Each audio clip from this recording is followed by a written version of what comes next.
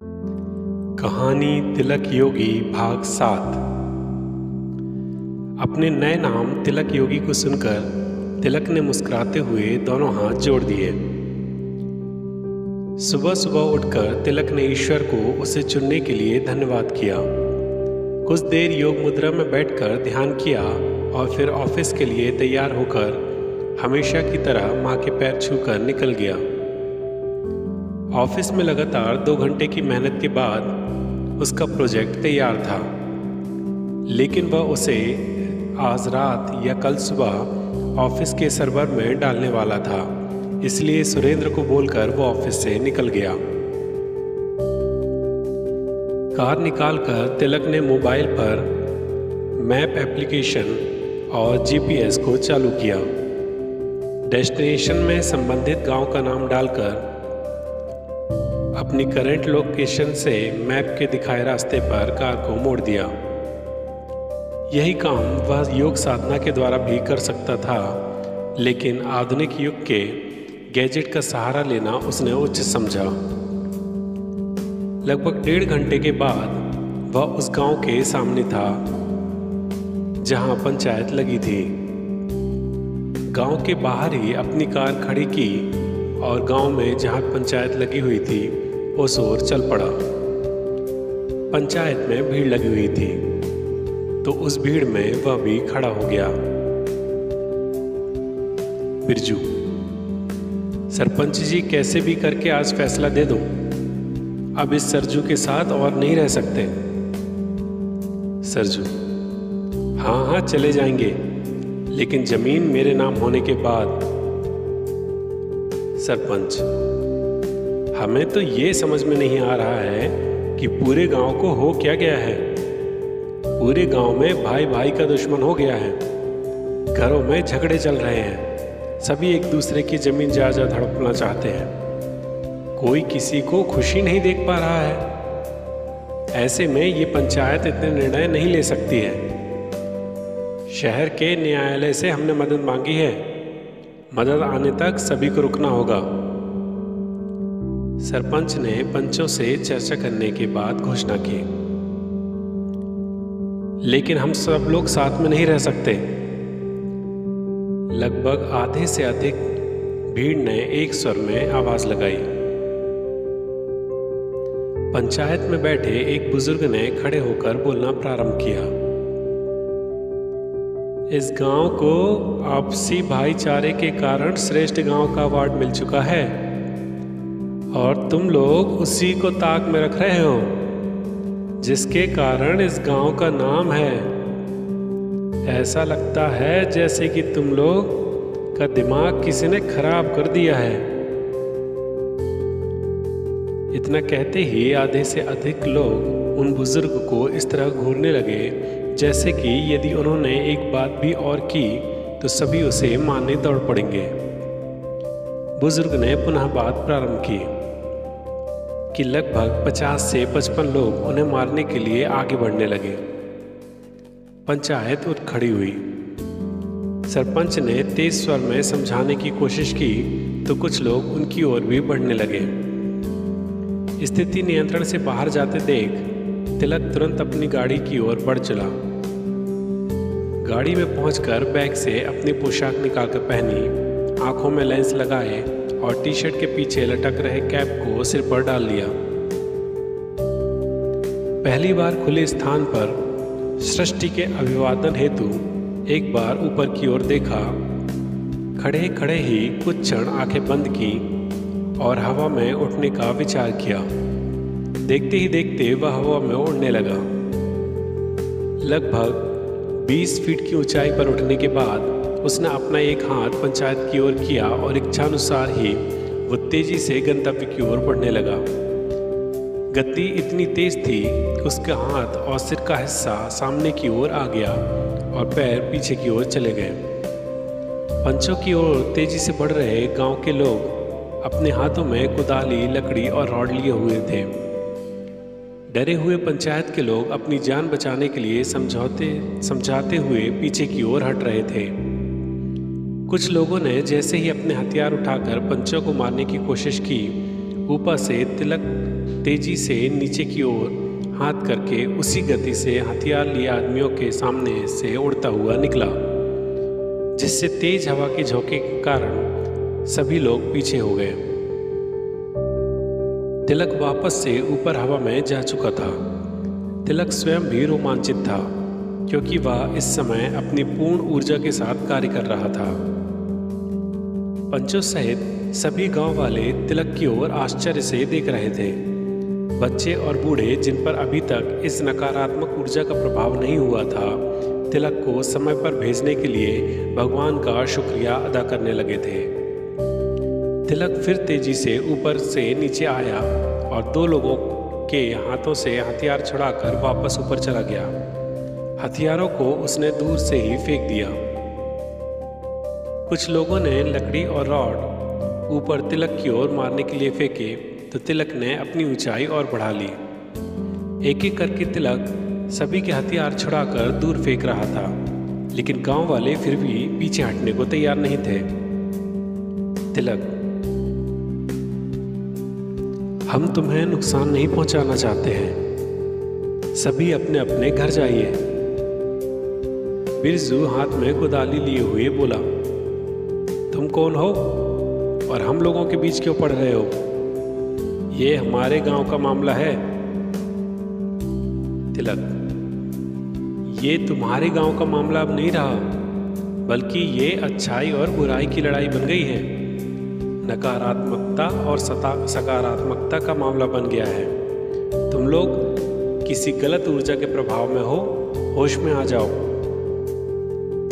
बुजुर्गों को तिलक की बात समझ में आ रही थी, लेकिन गांव वाले जो अपने होश खो बैठे थे, वो तिलक पर लगातार अपने हथियार और पत्थर फेंककर प्रहार कर रहे थे। ऐसा बहुत देर तक चलने के बाद भी जब गांव वाले नहीं माने, तो तिलक को योगी की बात याद आई।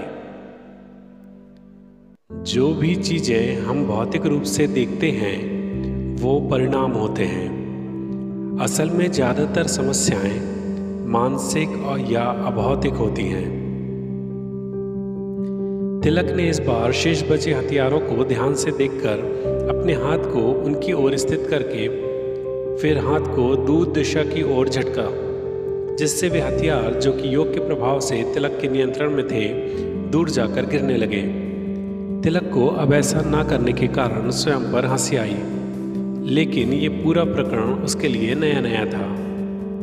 सभी गांव वालों के पास से हथियार दूर हो जाने के बाद तिलक ने स्वयं को और ऊपर उठाया, इतना ऊपर कि कोई भी कैसे भी उस तक न पहुंच पाए और ना ही फेंका हुआ हथियार ही उस तक पहुंच पाए। आंखें बंद की और शरीर को हवा में स्थिर किया। तिलक सूक्ष्म शरीर से, जो कि चमकते हुए प्रकाश की तरह था, बिरजू की ओर बढ़ चला। सभी गांव वालों को तिलक के शरीर से एक प्रकाश निकलता हुआ दिखा, जो कि बिरजू के चेहरे से टकरा गया। जैसे ही तिलक सूक्ष्म रूप में बिरजू के पास गया, तिलक को कुछ अलग ही ऊर्जा का अनुभव हुआ, अपने से बिल्कुल विपरीत। तिलक ने सूक्ष्म शरीर में ही अपनी साधना को तीव्र किया और सृष्टि, जो कि परम शक्ति स्वरूपा है, को मदद के लिए आह्वान किया, जिससे तिलक की ऊर्जा की शक्ति बढ़ने लगी। वह ऊर्जा प्रकाश रूप में अपना आकार बढ़ा रही थी। धीरे धीरे वह प्रकाश सभी गांव वालों को अपने क्षेत्र में लेने लगी। उस ऊर्जा के प्रभाव में आते ही गांव वाले तेजी से तकलीफ में चिल्लाने लगे। कुछ ही देर में उनमें से काले रंग जैसे धुंध वाली ऊर्जा निकलकर बाहर आ गई। वे सभी ऊर्जाएं पास आकर अब एक होने लगी। नकारात्मक ऊर्जा शरीर से निकलते ही सभी गांव वाले पूर्ववत शांत हो गए। उन्हें सही गलत का आभास होने लगा था। सभी के चेहरे से ईर्ष्या, गुस्सा और द्वेष चला गया था। वे सभी एक हो गए थे। अब मैदान में केवल 2 ऊर्जाएं थीं, एक चमकदार और दूसरी काले धुंध के रूप में। कुछ ही देर में काली धुंध अदृश्य हो गई। तेज प्रकाश पुनः अपने आकार में वापस आकर तिलक के शरीर की ओर बढ़ने लगा। शरीर में प्रवेश करते ही तिलक ने अपनी नीली आंखें खोल दी। सभी गांव वाले खुशी से चिल्ला रहे थे, बच्चे नाच रहे थे। एक बच्चे ने आवाज लगाई, तुम कौन हो? तुम्हारा नाम क्या है? सभी गांव वाले उस बच्चे के प्रश्न का जवाब सुनने के लिए शांत खड़े हो गए। तिलक ने बच्चे की ओर देखते हुए कहा, आप हमें तिलक योगी कह सकते हैं। सभी गांव वालों ने आपस में नाम दोहराया, तिलक योगी, तिलक योगी, तिलक योगी। तिलक ने दूर से आती हुई टीवी चैनल एवं पत्रकारों की गाड़ी देखी तो अपना एक हाथ दूसरी दिशा की ओर करके तेजी से उड़ गया। सभी की नज़रों से दूर जाने के बाद तिलक वापस अपनी गाड़ी के पास पहुंचा। गाड़ी में ही कपड़े बदले और पत्रकारों की गाड़ी गांव के अंदर चले जाने के बाद अपनी गाड़ी शहर की ओर मोड़ दी। शहर पहुंचते पहुंचते ऑफिस का समय खत्म होने को था तो तिलक सीधे घर पहुंच गया। सावित्री जी, आ गया बेटा? तिलक जूते उतारते हुए बोला, हाँ माँ, आ गया। आप टीवी पर क्या देख रहे हो? सावित्री जी, ये पास के किसी गांव की खबर चल रही है। वहां के लोग कुछ अविश्वसनीय सी बातें बता रहे हैं। इस आधुनिक युग में किसी सुपर पावर वाले लड़के की जो हवा में उड़ सकता था। इसी गांव की कुछ दिन पहले भी खबर आई थी कि यहाँ के लोग आपस में लड़ रहे हैं। इनके अनुसार उस लड़के के आने के बाद यहाँ सब कुछ ठीक हो गया। सभी ने अपनी शिकायत पंचायत से वापस भी ले ली है। तिलक टीवी के सामने पड़े सोफे पर बैठकर टीवी के रिमोट से आवाज तेज करता है। टीवी पर पत्रकार एक बच्चे से सवाल पूछता है। कहते हैं कि बच्चे हमेशा सही बताते हैं, इसलिए अगला प्रश्न इस बच्ची से, बेटा आपने क्या देखा? बच्ची, जो कि लगभग 10 वर्ष की थी, मैंने देखा कि एक हीरो कैप वाली सफ़ेद टी शर्ट और काले पैंट में, जिसका मुंह भी सफ़ेद कपड़े से ढका हुआ था, वहाँ ऊपर हवा में उड़ रहा था। फिर उसने जितने भी लोग आपस में लड़ रहे थे उनमें से बुरी ताकत को बाहर निकालकर एक रोशनी से ख़त्म कर दिया और फिर सभी लोगों ने आपस में लड़ना बंद कर दिया। मुझे उसने अपना नाम तिलक योगी बताया। पत्रकार कैमरे की ओर देखते हुए बोला, आज के ज़माने में इस तरह की बात करना अंधविश्वास लगता है, लेकिन एक साथ इतने सारे लोगों की बातों को अनदेखा भी नहीं किया जा सकता है। कुछ भी हो, लेकिन कुछ देर पहले जहां सभी गांव वाले एक दूसरे के दुश्मन हो गए थे, वे फिर से पहले की तरह एक हो गए हैं। यदि तिलक योगी जैसा कोई शख्स है भी और वह इस समय टीवी भी देख रहा हो तो इस गांव के लोगों की ओर से हम उसका धन्यवाद करना चाहेंगे। आगे की खबरों के लिए देखते रहिए हमारा चैनल। तिलक ने टीवी की आवाज़ बंद कर दी। माँ, आपको क्या लगता है ये हुआ क्या होगा? तिलक ने अनजान बनते हुए कहा, सावित्री जी, पहले तो मैं इन पर विश्वास नहीं करती थी, लेकिन बचपन में जब तेरे साथ ऋषिकेश वाली घटना हुई ना, तब से विश्वास करने लगी हूँ। तिलक, ठीक है माँ, प्लीज़ चाय बना दो ना, हम हाथ मुंह धोकर आते हैं। तिलक ने पोशाक और लैपटॉप वाले बैग को अपने कमरे में ले जाते हुए कहा। फ्रेश होने और चाय पीने के बाद तिलक ने टीवी वाले कमरे में ही बैठकर लैपटॉप खोला। अपने ऑफिस की आईडी से रिमोट एक्सेस के माध्यम से अपने ऑफिस कंप्यूटर पर जाकर सुबह ही तैयार कर चुके प्रोग्राम को एक बार फिर से देखा और ऑफिस के सर्वर में भेज दिया। इतने में ऑफिस से तिलक के बॉस का फोन आता है। मिस्टर ठाकरे, तिलक, कल सुबह तक सॉफ्टवेयर की प्रोग्रामिंग मेरे सर्वर में भेजने के लिए तुमसे बात हुई थी। कितना काम हो गया है? वैसे मैं उम्मीद तो करता हूँ कि तुम निराश नहीं करोगे। तिलक, सर, हमने ऑफिस के कंप्यूटर सर्वर पर प्रोग्रामिंग डाल दी है, आप प्लीज़ चेक कर लीजिए। कल से बहुत मेहनत लगी उसे बनाने में। तिलक आखिरी वाक्य बोलते समय मन में ही मुस्कुरा दिया। मिस्टर ठाकरे, अरे वाह, ठीक है फिर मैं चेक कर लेता हूँ, कल सुबह ऑफिस में बात करते हैं। तिलक, जी गुड नाइट सर। बॉस का फ़ोन रखते ही सुरेंद्र का फ़ोन आता है। सुरेंद्र कुछ नाराज स्वर में बोला, तिलक मैं आज से जिम ज्वाइन कर रहा हूँ, जब तुम्हें चलना हो तो बता देना। तिलक, सुरेंद्र भाई माफ़ करना, तुम ज्वाइन कर लो, मैं भी जल्द ही तुम्हारे साथ ज्वाइन करूँगा। सुरेंद्र, ठीक है, वैसे बॉस तुम्हें पूछ रहे थे, उनसे बात कर लेना। तिलक, हाँ अभी बात हुई है, ऑफिस में कल मिलते हैं, बाय। ऑफिस में तिलक अपने केबिन में आकर बैठता है। इतने में सुरेंद्र अपने केबिन से उसके केबिन में आकर बैठ जाता है। सुरेंद्र, तुम्हारा चल क्या रहा है भाई, आजकल ऑफिस से जब चाहे जब गायब रहते हो। तिलक, कुछ नहीं सुरेंद्र, यहाँ से ज़्यादा काम घर पर हो जाता है, इसलिए रिमोट एक्सेस लेकर नेट के द्वारा यहाँ का काम घर पर कर लेता हूँ। वैसे बॉस ने भी तो इसकी सहमति दे दी है। सुरेंद्र, कल टीवी पर समाचार देखा था, वही पास वाले गांव का। तिलक, हाँ देखा तो था, पता नहीं क्या बात कर रहे थे लोग, ये कोई उड़ने वाला नकाबपोश देखा उन्होंने। सुरेंद्र मजाकिया लहजे में, नकाबपोश का नाम देखा? तिलक योगी, यदि तुम इंजीनियर ना होकर कोई योग वाल करने वाले बाबा होते तो तुम सबको बोल सकते थे कि वो तुम ही थे। तिलक हंसते हुए बोला, हाँ यार, सोचता तो हूँ ये इंजीनियरिंग छोड़कर योग शुरू कर लूँ। सुरेंद्र, रहने दे, तुमसे ना हो पाएगा, एक जिम तो ज्वाइन कर नहीं पा रहा है, आलसी कहीं का। तिलक उसकी बात पर हंस दिया।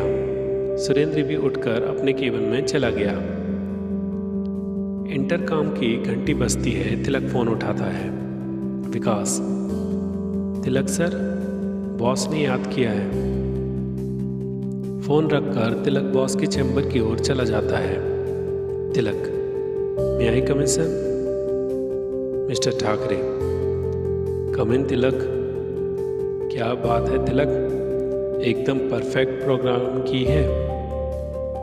अभी मैंने क्लाइंट को मेल करने के बाद उनसे बात की, सॉफ्टवेयर बिल्कुल उनकी ज़रूरत के हिसाब से ही बना है। तुम्हारे साथ की गई डील हमें पसंद आई। समय नहीं, सिर्फ काम से मतलब। Good, very good. तिलक, ये तो आपका बड़प्पन है सर, आप ही ने तो काम करने की इतनी आज़ादी दी है जिससे बिना किसी टेंशन के काम करने के कारण प्रोजेक्ट अच्छे से पूरे हो रहे हैं। मिस्टर ठाकरे स्वयं गर्व करते हुए बोले, चलो ठीक है, ये फाइल देख लो। इसी क्लाइंट ने ईमेल पर दूसरा काम भेजा है जिसे मैंने प्रिंट निकाल दिया है। तिलक की काम की तारीफ क्लाइंट ने की थी। मिस्टर ठाकरे ने उसे छिपा लिया और उनके ऑफर को भी, जिसमें वो इस सॉफ्टवेयर बनाने वाले को खुद अपनी कंपनी में वर्तमान में मिलने वाली सैलरी से ज़्यादा पर रखने के लिए तैयार थे। तिलक फाइल लेकर बाहर जाने लगा। मिस्टर ठाकरे, तिलक, ये प्रोजेक्ट कब तक कंप्लीट कर लोगे? तिलक फाइल को खोलकर देखते हुए, सर अभी देखकर बताता हूँ। मिस्टर ठाकरे, ठीक है। लगभग आधे घंटे में तिलक ने प्रोजेक्ट के काम का स्ट्रक्चर तैयार कर लिया था। तिलक को अद्भुत योग का असर अपने दिमाग पर आश्चर्यजनक तरीके से दिख रहा था। जिस काम को कुछ दिन पहले तक दूसरे अच्छे इंजीनियर की तरह 3 से 4 दिन में वह पूरा करता था, वही काम वह 1 या अधिक से अधिक 2 दिन में कर सकता था।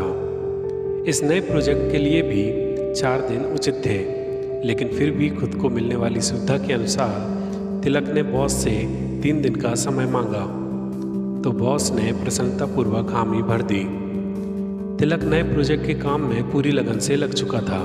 उसे पता था कि कभी भी तिलक योगी के लिए बुलावा आ सकता है। तिलक दिन भर का काम करता रहा। उसे ज्ञात हो गया था कि अभी कहीं जाने का समय नहीं है। तभी चमत्कारिक ढंग से उसका दिमाग ना चलकर सिर्फ एक अच्छे इंजीनियर की भांति ही काम कर रहा था।